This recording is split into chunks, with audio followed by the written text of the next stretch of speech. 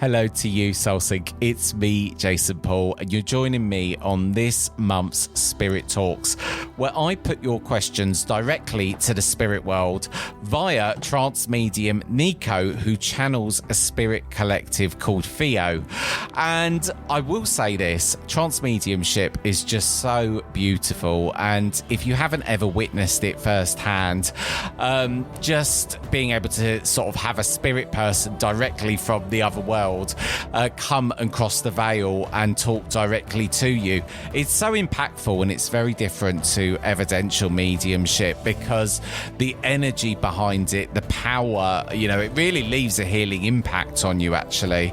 And whenever I even just sit in the trance energy, which I did recently the other day with a friend, it leaves you feeling like so, oh my God, so healed. It's beautiful. So a lot of your questions this month, there was a really interesting spread. There were some about what happens when we pass over, and questions that really made me kind of think about the veil and how thin the veil actually is, and how much the mind kind of gets in the way and it tricks us from what we even are. We're connected at all times, and birth and death are very much an illusion, hiding us from the closeness of the connection that we do have to the other world. So I think you don't find spirit, you remember it. And the veil really isn't that thick, and when I do my own mediumship and just flick my mind to the spirit world, they're always there. They've never left me standing there. And even in the times I don't feel I've got the spirit world around me, what tends to happen is that's just my mind kind of blocking it. So if you want to get your questions in, go to the show notes, hello@jasonpaulmedium.com. You can put your questions to Noah directly. It's a beautiful conversation. You're really going to enjoy this one. I'm going to leave you in the presence of Noah, and until next month, enjoy.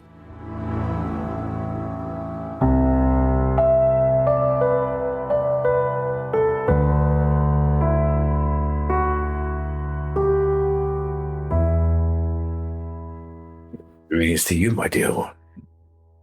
Hello. Thank you for coming on, Spirit.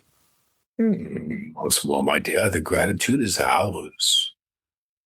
We truly are humbled and appreciative that you offer us this opportunity to be heard, my dear.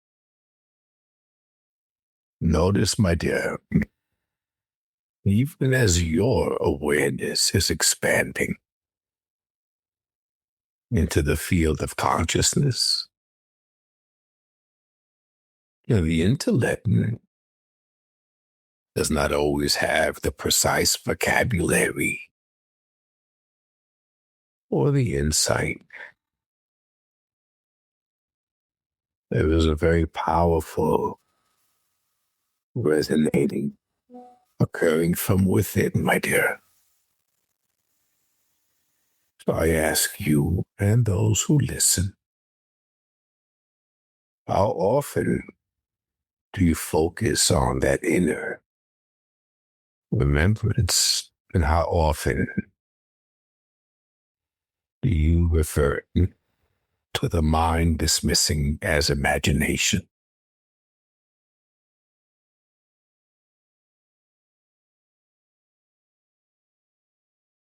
This difference, identifying, differentiating, is what allows one's identity to continue the human journey, but also acquire enlightenment. Is that clear, my dear? It is. Thank you. And I think that's some beautiful words to start. I wanted to ask a question emailed in from Brett in Brisbane in Australia. And he says, I've had readings from 3 different mediums about my dad, and each one has given different details. My question to Spirit is, why do they choose to sort of show different things in each one when it comes through in that way? And I think that's kind of about the different experiences there. Mm-hmm. It is first pertinent, my dear, to understand how this modality actually exists within your reality.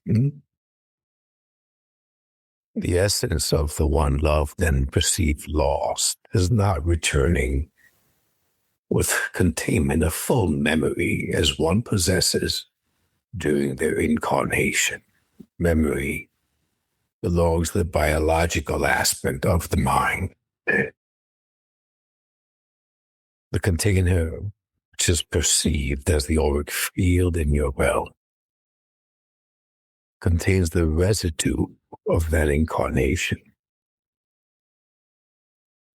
To the human field of consciousness, my dear, the one who is offering the communication with that essence to the individual before them is accurately connecting to the expansiveness of the human consciousness field.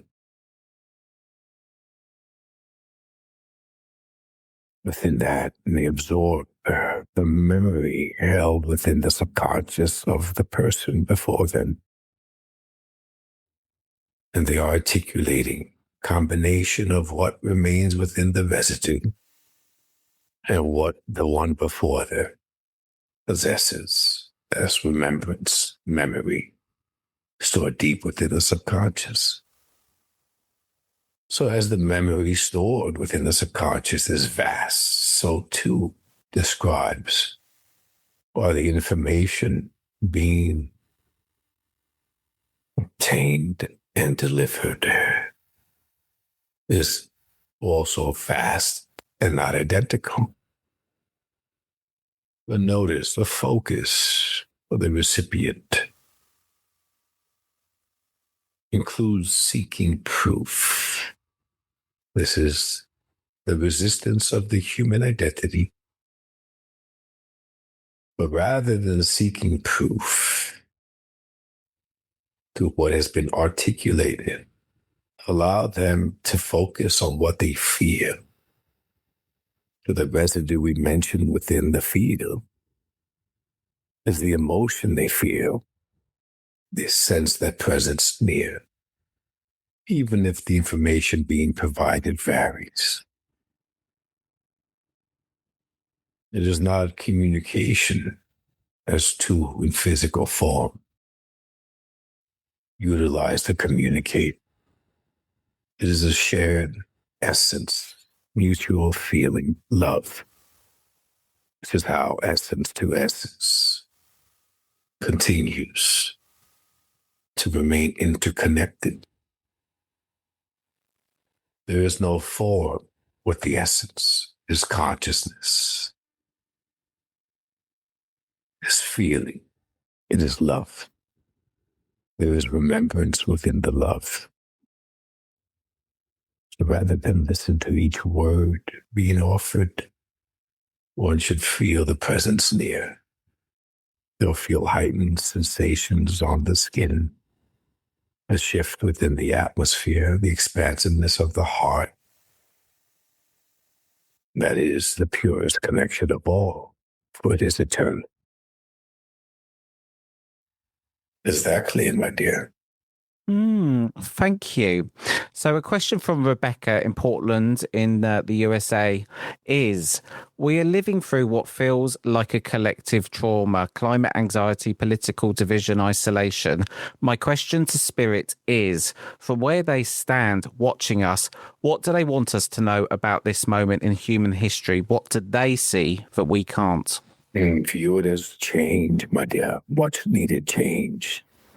Notice this one is only focusing on the present situation, yet there is a mention of human history. So what is occurring in your today has occurred in your yesterday. There has been continuous change through humanity, through its existence. Of each generation was perceived as critical. And yet, each generation experienced drastic alteration. Rather than viewing and focusing on the negative, focus on the positive, which is to follow. One cannot expand awareness if they believe they are navigating in a sustained reality. There must be chaos, friction, moments that require change.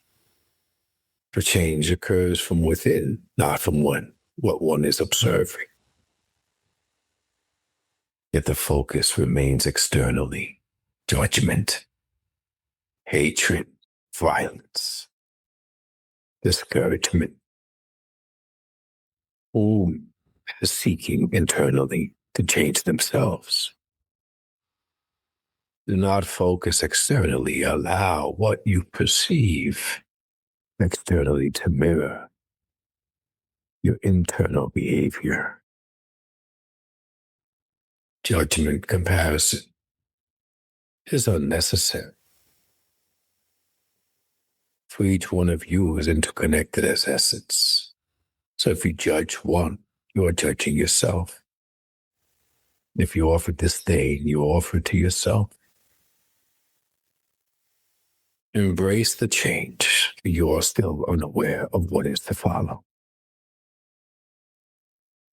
But rather than focusing on that, focus on your own preparations.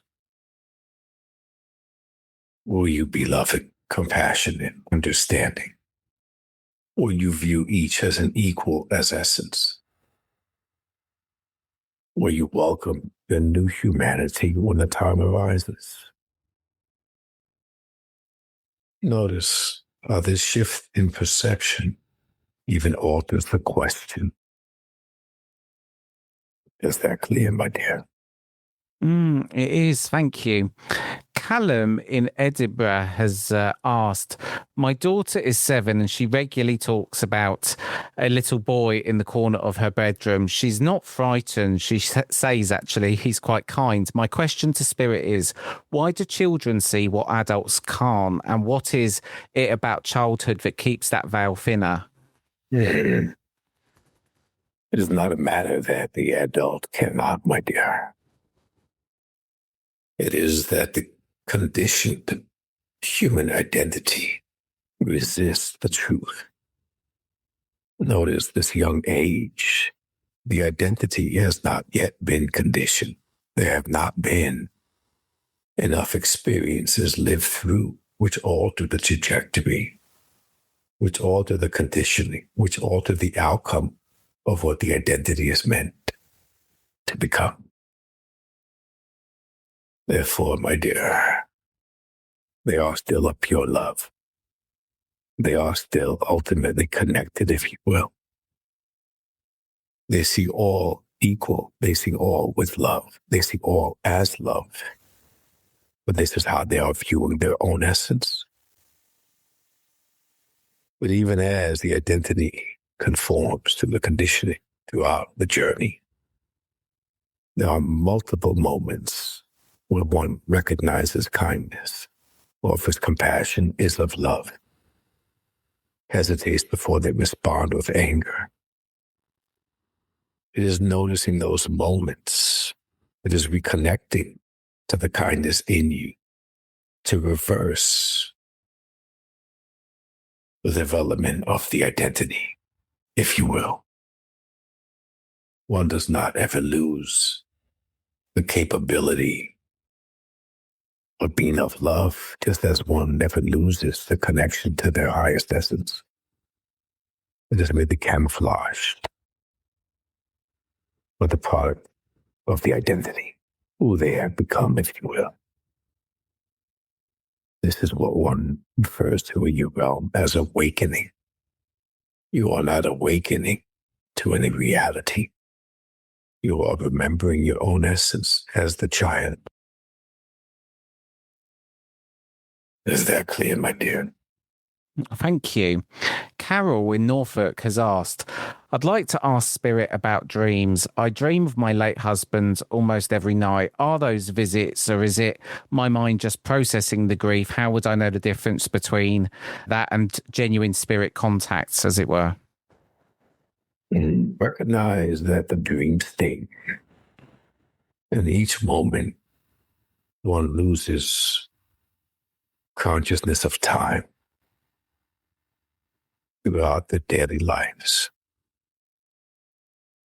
Even the moments when one isn't too attuned to their intuition. All of this occurs in that space between your thoughts.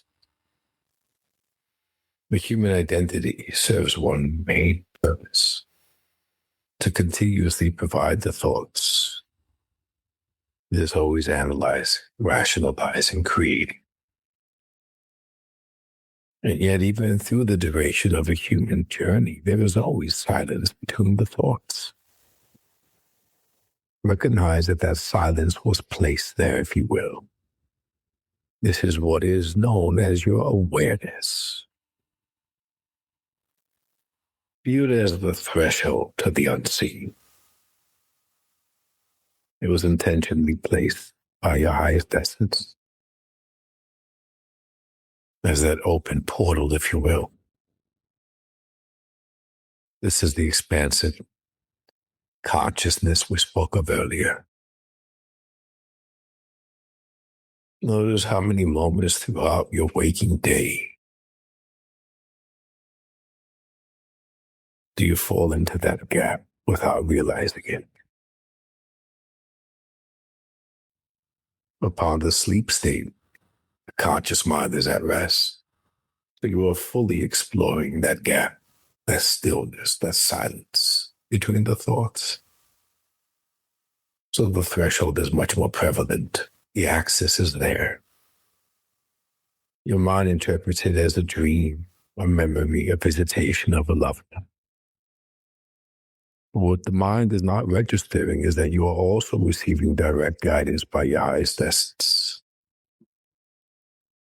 This is also intentional. If one is to decipher the entire biological function of the human journey, it'll recognize what is set within the structure is continuous communication with essence. Hence, you are never alone on a physical journey. You are always connected. You are always receiving insight, guidance, clarity. The question is not if you are. The question remains, are you noticing? Isn't that clear, my dear? Yes, thank you. Sarah in Southampton asks, my mum passed 2 years ago and she was a woman of very few words in life, quite closed off emotionally. Does personality change in spirit? Would she be able to express love now that maybe she couldn't express here? My dear, notice this question. This question's origin is based on one physical incarnation, one personality through one role exchanged through a relationship. It is quite normal for the human mind to perceive an incarnation as singular. It is quite normal for the same identity to perceive relationships born in your realm.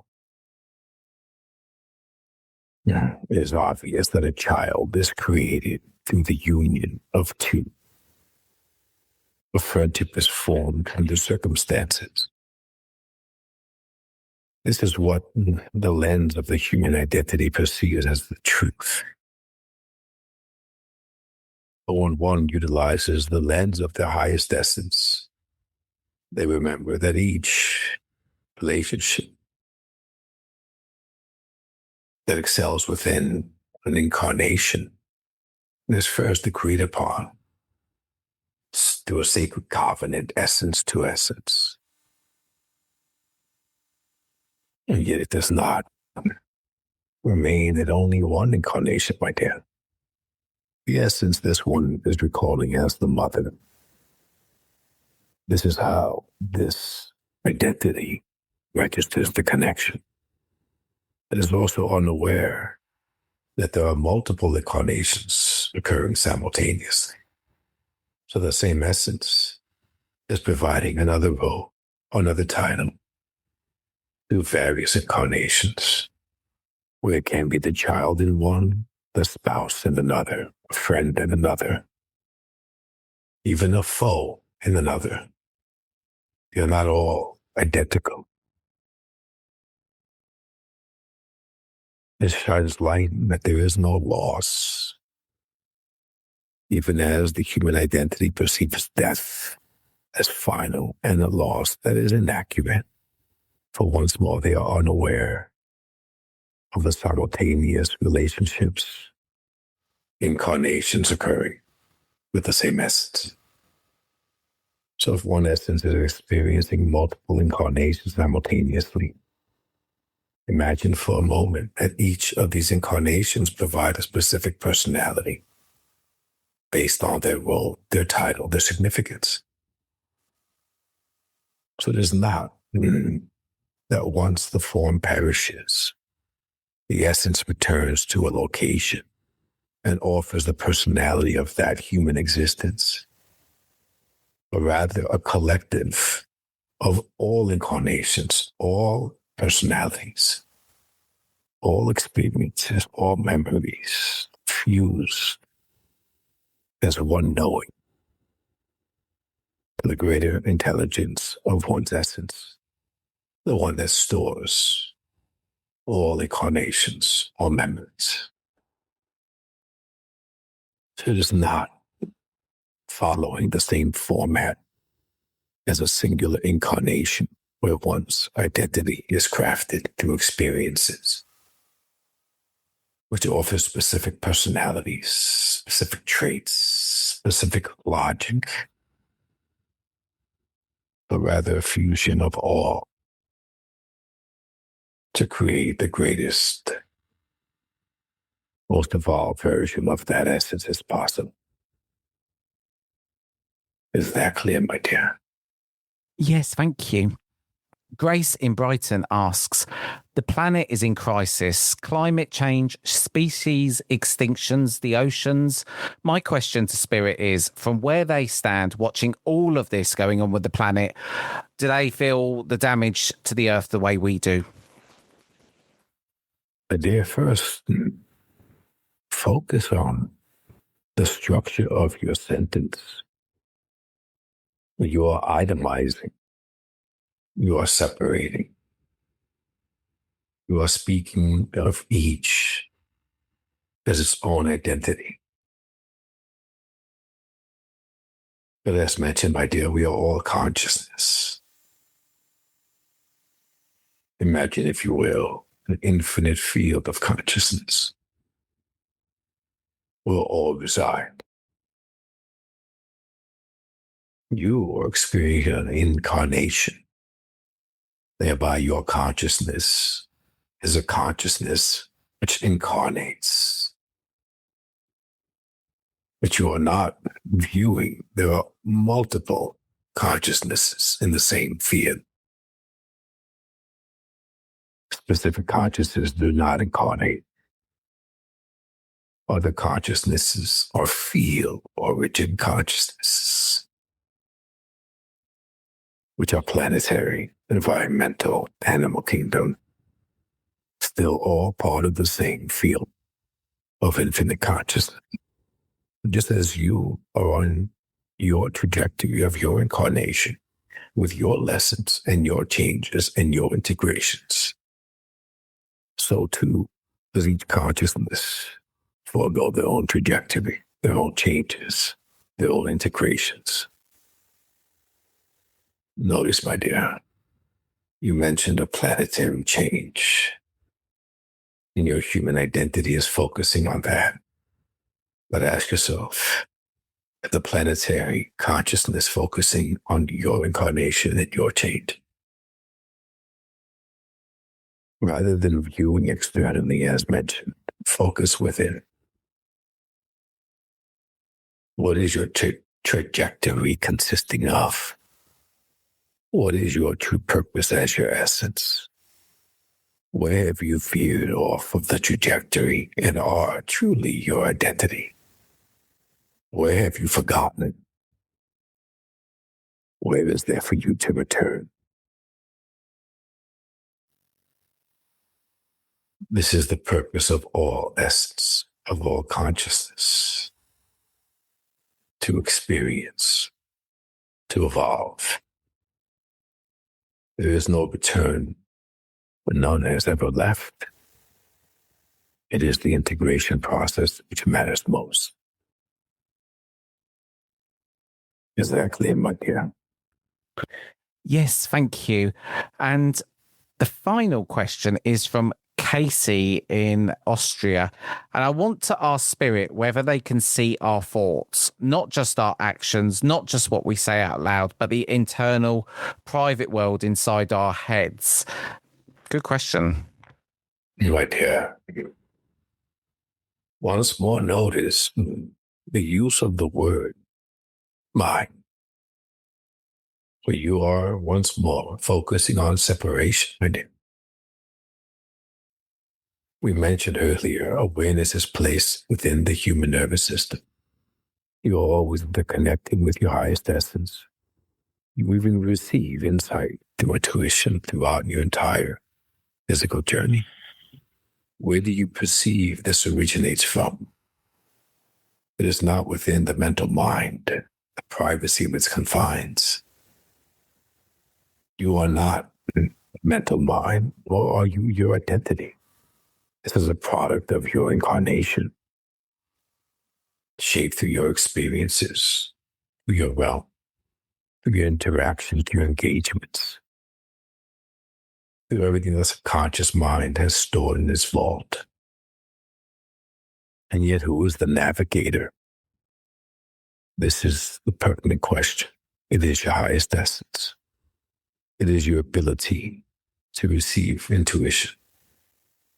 It is what enables you to drift into that gap between the thoughts. It is the reckoning of right between wrong, if you will. It is the inner knowing. It is the ability to be of love and offer love. It is the ability to feel all emotions, as the human mind is incapable of providing the sensation of feeling. So recognize now your question, which separates the human identity from your essence. Well, there is no separation, my dear. All thoughts, all intention is first derived by one's highest essence. Notice even when you are about to react to one's words, there is hesitation. You instantly are aware of how you should respond in love. But that pause allows you to register the pain you experienced through their insinuation, their action, their intent. And within that pause, you drastically alter your response. This is what is perceived in your reality as free will. You're able to alter the response, but also notice where your original response originated from. That clearly defines the truth that there is no separation. So if there is no separation between the human identity and one's highest essence, there is also no separation between essences. We are all interconnected. So in short, my dear, the answer to your question is that we are all within your thoughts. We are all one essence. Is that clear, my dear? It is. And literally, just as I was saying that, on my phone on the side, it popped up with a question for Niko. And I kind of feel like it's a sign. Can we do one more, Spirit? Indeed, my dear. Right. I feel this is a bit of a sign. Right. So Leanne has asked, do we need to call on our guides and those who have passed before us to get their love and support and guidance when trying to connect with spirit? I always speak with my guides and I call on them and I call on my spiritual team. And I just want to understand, I guess, more about that. Notice, my dear.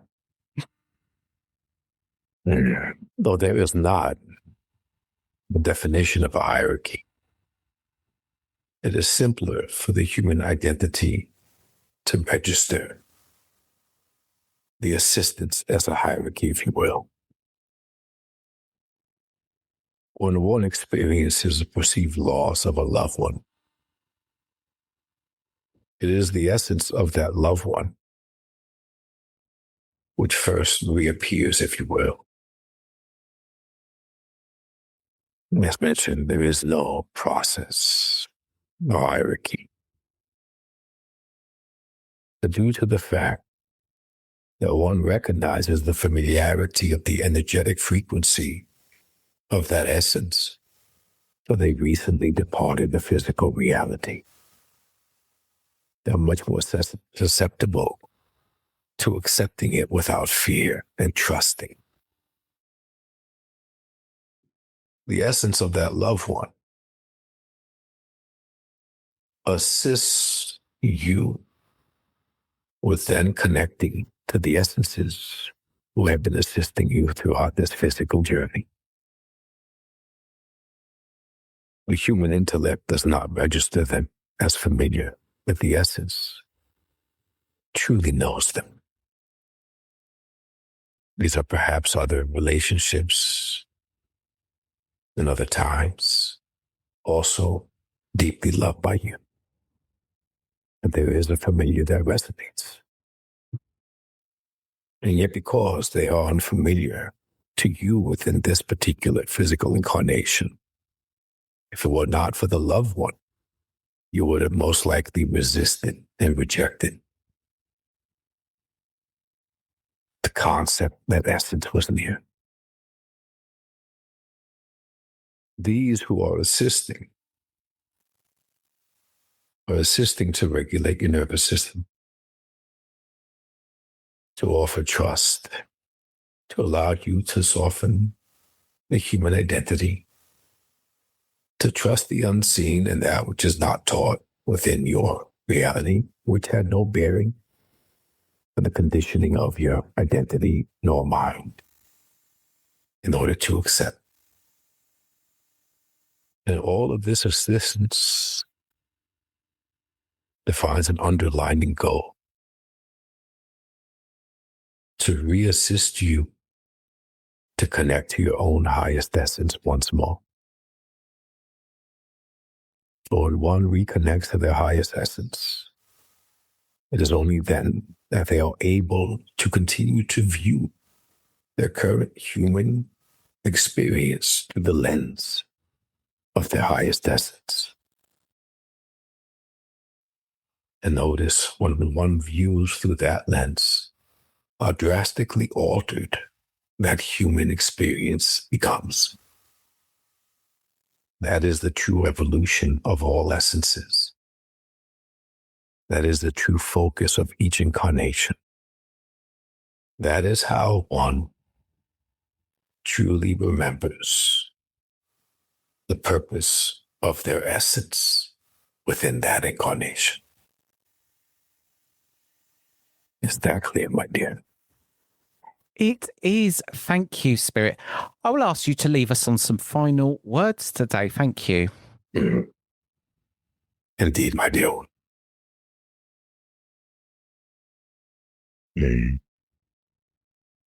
Many who are listening will doubt what they hear. But once more, do not merely focus on your mind's response, Recognize it, that it is merely unfamiliar language to your mind, which is conditioned to your experiences. Rather than intently listening to notice if you agree or disagree, focus rather on what you feel.